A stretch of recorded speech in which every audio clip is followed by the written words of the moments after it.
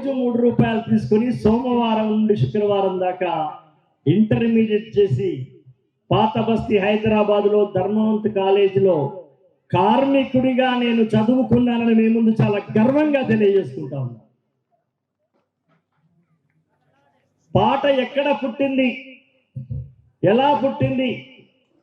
శ్రామిక ఉత్సవం కాబట్టి నా యొక్క జీవన సందర్భ విశేషం ఏంటంటే, నేను దాదాపు సినిమాలోకి రాకన్నా ముందే ఒక 2000 పాటలు రాసిన తర్వాత సినిమా రంగంలోకి వచ్చాను.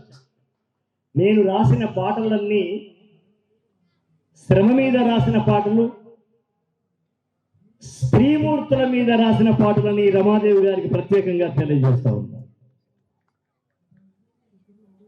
నాకు అనేకమైన అవార్డ్స్ వచ్చినాయి పాటల మీద. ఎక్కువ అవార్డులు స్త్రీ అనే సబ్జెక్ట్ పైన రాసినటువంటి